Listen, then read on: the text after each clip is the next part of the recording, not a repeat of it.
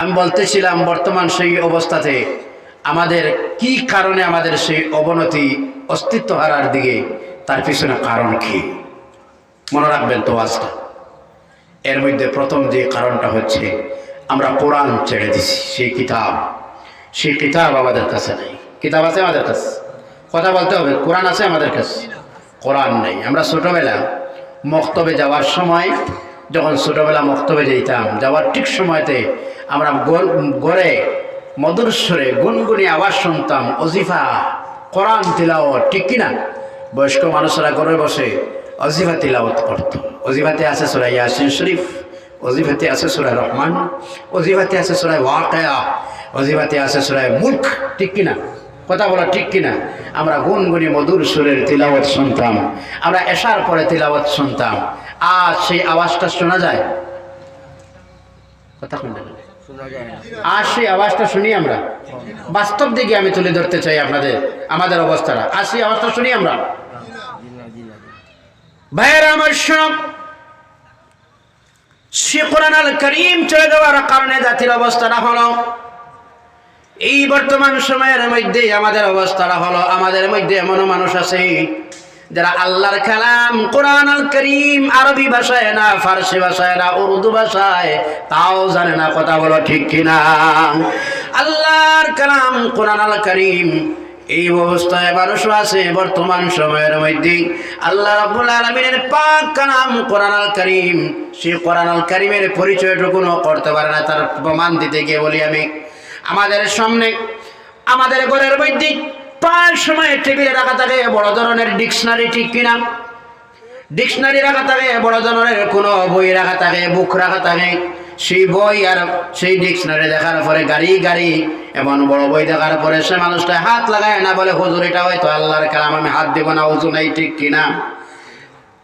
হাত লাগায় না, উজু নাই বলে ডিকশনারি আল্লাহর বান্দা কোরআন বলতেছে, তার মানে কোরআনের পরিচয় আছে। কথা কই না? আছে কোরআনের পরিচয়। সে কোরআন আল কারীম ছেড়ে দেওয়ার কারণে যুব সমাজ আজ আপনাদের উদ্দেশ্যে বলতে চাই, কোরআন তো শিখলাম না, শিকারও চেষ্টা চালাই না। আমার ঘরের মধ্যে হওয়ার কথাটা ছিল মাগরিবের নামাজের পরে সূরা ওয়াকিয়ার তিলাওয়াত হবে, ঠিক কিনা?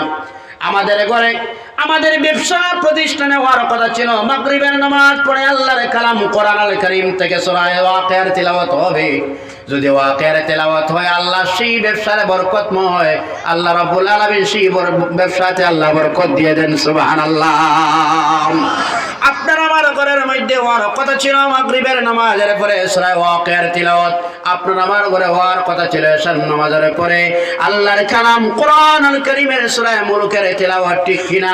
আপনার আমার ঘরে হওয়ার কথা ছিল ফজরের নামাজ পড়ে ফজরের নামাজ পড়ে স্বামী এবং স্ত্রী আওলাদ নিয়ে আল্লাহর কালাম সূরা ইয়াসিন শরীফের তিলাওয়াত, ঠিক কিনা? সেই জাতির অবস্থা কেন হলো? সেই জাতির অবস্থাটা হলো এই জন্য, এশার নামাজের পরে তিলাওয়াত নাই, জোহরে নাই, মাগরিবে নাই। ইহা তো কি এই সমাজের মানুষ আল্লাহর কালাম কোরআনের তিলাওয়াতটুকুন জানে না, ঠিক কিনা? 95% মানুষ কোরআনের তিলাওয়াত জানে না, ঠিক কি? কথা কইনি একটু, ঠিক নি কথাটা? 95% মানুষ আল্লাহর কালামের তিলাওয়াত জানে না। আপনাদের দোয়ায় 2017 ইংরেজিতে যখন আমি আল্লাহ রাব্বুল আলামিনের ঘরের তওয়াফে, তখনই দেখলাম একদল মানুষ যারা চেহারার দিকে দেখলেই বোঝা যায় মুসলমান কিনা। কথা বলো ঠিক কিনা? কালো মানুষ, চেহারার সৌন্দর্য নাই, না ফেস কাটিং ভালো আছে, না সুন্দর চেহারা আছে। আল্লাহর কসম করে বলি, তাদের কণ্ঠ কোরআনের তিলাওয়াত শুনলে মনে তৃপ্তি আসে, পাগল হয়ে যায়। সুবহানাল্লাহ। এত মধুর তিলাওয়াত আছে। কিন্তু এই সমাজের মানুষ আজ আমরা আমাদের সবচেয়ে যে জানার কথা ছিল এই কিতাবটা আমার আল্লাহর কালাম, আক্ষেপের বিষয়ে কোরআনটা তিলাওয়াত জানি না, ঠিক কিনা? কোরআনুল কারীমের তিলাওয়াত নাই, কোরআন ছেড়ে দেওয়ার কারণে জাতির এই অবস্থাটা হলো, ঠিক কিনা? কোরআনের দিকে আমরা যাই না, কোরআন চাষাল্লামের দিকে আর আমরা অপর দিকে রওনা।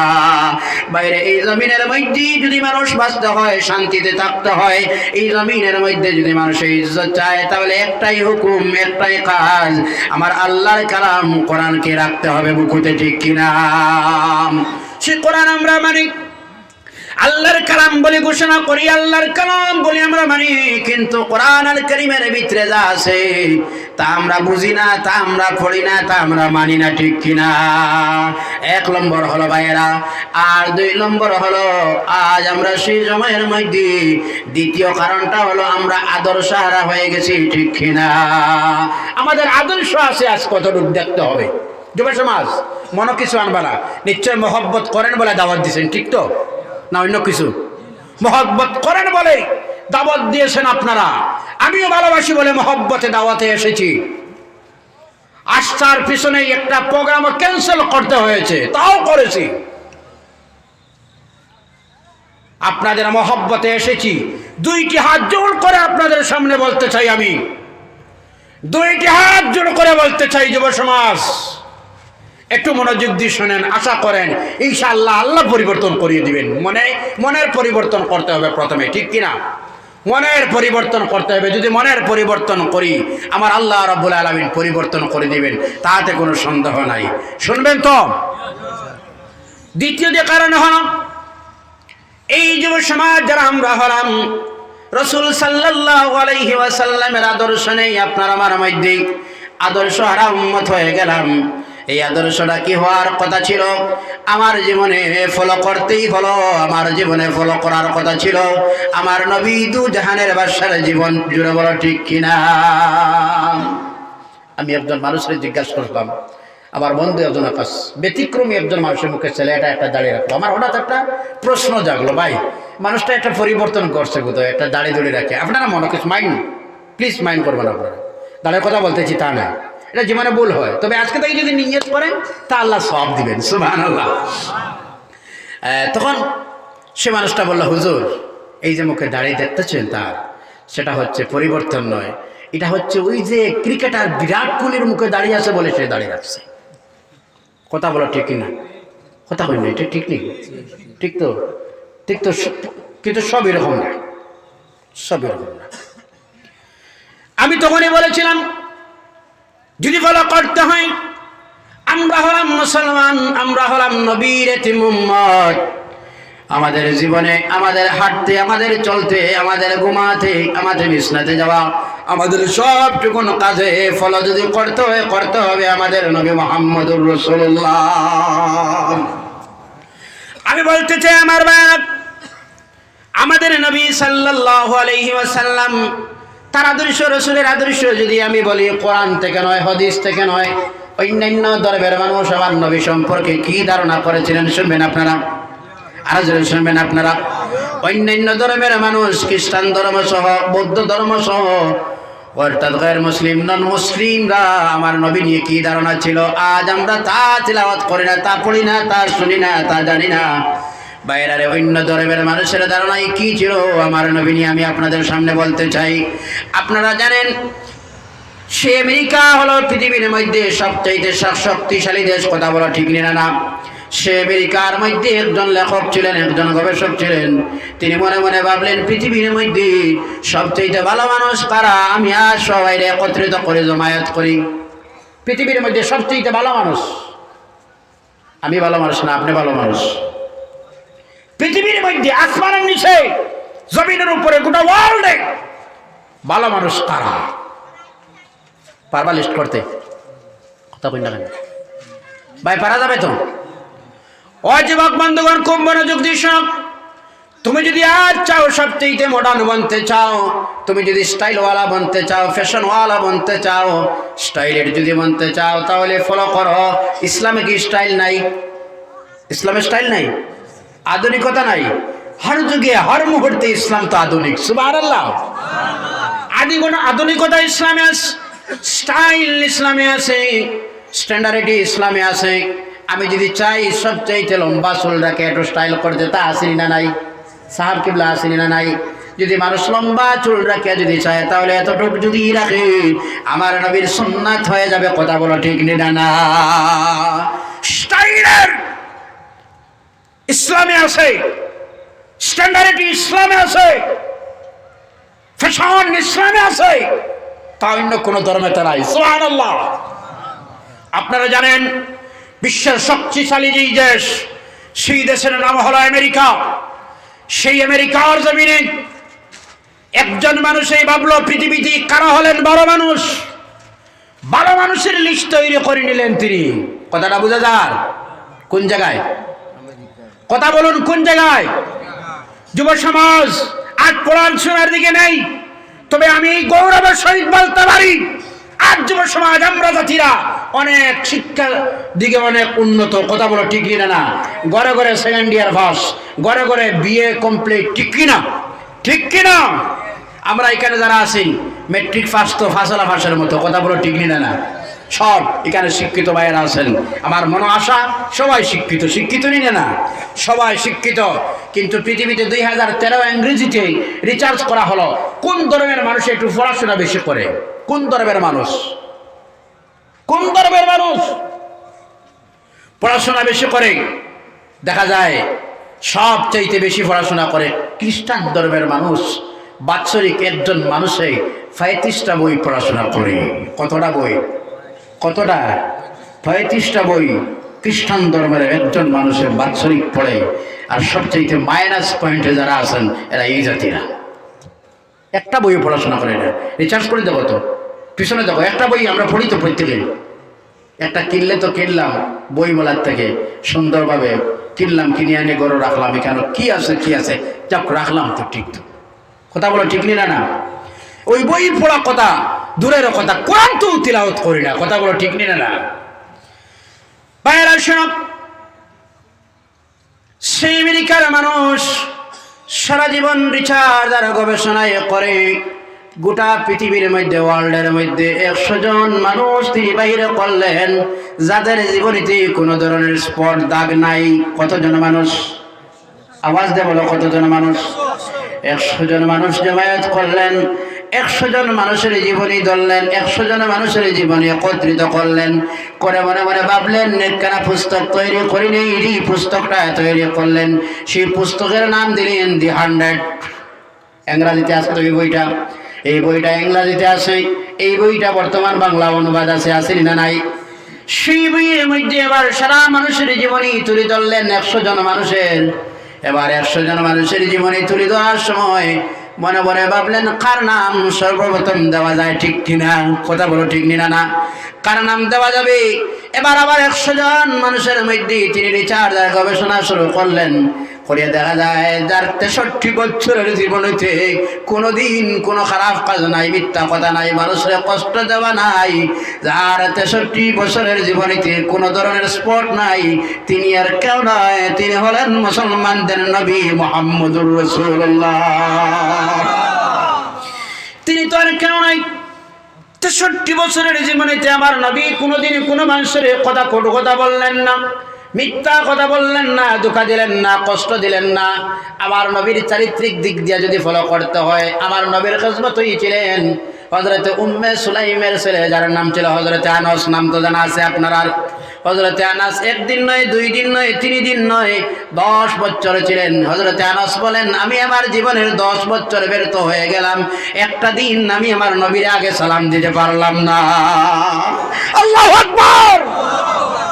10 বছরের জীবনেতে কিসমতে অতিবাহিত করলেন, রাসূলের চেষ্টা করলেন আমি রাসূলকে সালাম দিই আগে, রাসূলকে আগে সালাম দিয়ে পজিশন নিতে নিতেই আমার রাসূল বলতেন আসসালামু আলাইকুম। সুবহানাল্লাহ। নারে তাকবীর, নারে তাকবীর। সূরাতুন নবীর আলা, সূরাতুন নবীর আলা। নারে তাকবীর, মাকবুলিয়াতে জলসা। ভাইরা আমার সব, হযরত আনাস রাদিয়াল্লাহু তাআলা আনহু 10 বছরের খিদমতে ছিলেন। রাসূল সালাম দেওয়া সম্ভব, রাসূলকে আগে সালাম দেওয়া সম্ভব হলো না। এই কথা দ্বারা কি বুঝতে পারলে আপনারা মনে মনে ভাবেন শুধুমাত্র আমি মসজিদের সেক্রেটারি হলে বোধহয় ইমাম সাহেব সালাম দিতেন। কথা ঠিক নিটা কথা হয় না কেন? সেক্রেটারি প্রেসিডেন্ট বললে ইমাম সালাম দিতে লাগে না, কি মোল্লা এটা, কোনো সালাম কালাম নাই। সালাম ছোট বাচ্চারা দেওয়া যায় তো, কথা কই না কেন? ছোট বাচ্চারা সালাম দিবা, তাতে শিখবো। সুবহানাল্লাহ। বাইরে আমার শোনো, সেই প্রথম যখন নাম দিলেন, যার নাম দিলেন তিনি আপনার আবার নবী, নবী দুজাহা মুহাম্মদ আরবি সাল্লাল্লাহু আলাইহি ওয়াসাল্লাম। এবার খ্রিস্টান ধর্মের মানুষ নাই প্রশ্ন করলেন, মুহাম্মদের নাম সর্বপ্রথম দেওয়ার পিছনে কারণ কি? এই মুসলমানদের নবীর নাম সর্বপ্রথম কেন দিলে তুমি? তার জবাবেই তিনি বলেন, আমি সারা জীবন রিচার্জ করে দেখলাম মুহাম্মদের মতো চরিত্রবান আর কোনো মানুষ পৃথিবীতে নাই। এই আদর্শ আরম্মত হয়ে গেলাম। বাইরের সময় ইসলাম প্রতিষ্ঠিত হলো, আর ইসলাম বিশ্বের কোনায় কোনায় পৌঁছে গেল। আমাদের ভারতবর্ষে যিনি ছিলেন মহাত্মা গান্ধী, তিনি বলেন ইসলাম প্রতিষ্ঠিত হলো আর বিশ্বের কোনায় কোনায় ইসলাম ছড়িয়ে গেল। তা মোহাম্মদের লাঠি আর তলোয়ারই নয়, সেটা হলো মোহাম্মদের চরিত্র আর মোহাম্মদের আখলাক আর মোহাম্মদের জবান আর মোহাম্মদের চরিত্র। জুড়ে বলো সুবহানাল্লাহ। বাইরা শোনো, সেই জমিনের মধ্যে আমরা বসবাস করতেছি। তৃতীয় কারণটা হলো, আজ আমরা প্রতিদিন সকাল আর বিকাল আর রাত্রে আর ঘুমানোর সময় হয়, যখন সূর্য উদিত হয় আবার যখন সূর্য অস্ত যায়, রাত্রের বেলা যখন আমরা বিছনায় যাই, তখনই আল্লাহর আইন আমরা ভঙ্গ করে। কথা বলো ঠিক না? না, প্রতিটা মুহূর্তেই আল্লাহর আইন মানুষ ভঙ্গ করতেছে। এই জমিনে কোনো মানুষ সরকার গভর্নমেন্টের যদি কোনো আইন লঙ্ঘন করে দেয়, তাহলে তাকে সরকার পক্ষ থেকে বলা হয় দেশদ্রোহী। কথা বলো ঠিক না? না, ঠিক নিকা? যদি মানুষের আইন আল্লাহর এবং এই জমিনের আইন, এবার যদি মার্কেটে যাইতে হয় তাহলে মাস্ক পরিধান করতে হবে, ঠিক নেই? ঠিক নিটা, মাস্ক পরিধান করতে হবে। এখানে ওয়াজ চলে, সারাটা রাত্রিতে ওয়াজ চললে পুলিশে একটু সালাম দিব? কথা বল না কেন? না, রাত্রে 9টায় পারমিশন 9টায় শেষ করতে হবে? শেষ তার মানে হলো সময়ের মধ্যেই শেষ করতে হবে, ঠিক না? না, সময় যদি কোনো মানুষই মানে না, অতিক্রম যদি করে, সরকারের আইন যদি পৃথিবীর মানুষে না মানে, তাহলে বলা হয় তারা দেশদ্রোহী। কথা ঠিক নেই? এটা বলা হয় তারা দেশদ্রোহী, বলা হয় তারা দেশদ্রোহী। কিন্তু আল্লাহর আইন আমরা মানতেছি না ভাইয়েরা। সকালে যখন সূর্য উদিত হয়, ও সূর্য ওঠার সময় ফজরের আজান যখন হয়, আমরা সকালে ঘুম থেকে জাগি 9টায় আর ফজরের আজান হয় কয়টায়? কথা কই না? ঠিক নেই? ঠিক নেইটা? কষ্ট আর বোধ হয় আপনারা, কষ্ট লাগে? জি না, নামাজ আছে? আছে ঘরে ঘরে নামাজ আছে তো? আলহামদুলিল্লাহ, নামাজ আছে, ওয়াজ আছে। হুজুর আপনার ওয়াজ আপনিও নিয়ে যাও বাগার যাওয়ার সময়। আমরা তো শুনছি ভালো আছে, সুর কার কত মজা, টান কার কিভাবে, ওটাও তো আমরা আন্দাজ করাতে শুনছিলাম, আর কোনো কিছু না। না ওঠা, কথা বলো ওঠা। বাইরে আমার এই ঘরের মধ্যে হওয়ার কথা ছিল, বাবা আপনি তসবিহ আর তাহলিল আর সুবহানাল্লাহ জপলে শেষ নয়। ফজরের যখন সময় হয়ে যায়, সেই সময়ের মধ্যে ফজরের সময় আপনি বাবা হিসাবে ঘরের দরজায় ধাক্কা মারি বলতে হবে, বাবা রে ফজরের সময় হয়েছে, চলো মসজিদে চলে যাই। এটা কার দায়িত্ব? আরো জোরে বলো, কার দায়িত্ব এটা? বাবার দায়িত্বই হলো এটা। মা যদি এবার তার মেয়ের ঘরের দরজায় ধাক্কা মারি বলে, মা আর ঘুমানোর সময় নয়, তোমার আব্বু আর তোমার ভাইয়া মসজিদে চলে গেছেন, ও মা উঠো। এবার মা আর মেয়ে যদি ঘরের মধ্যে নামাজের মুসল্লায় দাঁড়ায়, আর বাবা আর তার ছেলে যদি এবার নামাজ পড়ে ঘরের মধ্যে জিয়ারত, কবরস্থান জিয়ারত করে আসে, আল্লাহ সেই ঘরটারে রহমত দিয়ে ভরপুর করে দিলায়। সুবহানাল্লাহ। বাইরে শুনো, আপনি আমি যেই দিনের মধ্যে আছি, যেই ধর্মের মধ্যে আছি, সেই ধর্মটা হলো, সেই ধর্মের নাম কি বলতো? নাম কি বলতো? ইসলাম। এটা হলো আমাদের আজ মন ভরে আল্লাহর প্রশংসা করতে হবে। আমরা যেহেতু মুসলমান এমন একটাই ধর্মতে আছি, আমাদের ধর্মের নাম হলো ইসলাম। সেই ইসলাম ধর্মের মধ্যে কিছু বৈশিষ্ট্য আছে, আল্লাহর কসম করে বলি পৃথিবীতে আর তা কোনো ধর্মতে নেই। সুবহানাল্লাহ বলা যায় না? ইসলামের কিছু বৈশিষ্ট্য, কোয়ালিটি অফ ইসলাম, ইসলামের কিছু বৈশিষ্ট্য আছে, তা পৃথিবীতে আর কোনো ধর্ম নাই, ওই ধর্মতে আছে বলে বিশ্বাস আছে আপনারা? কথা বলুন, আছে?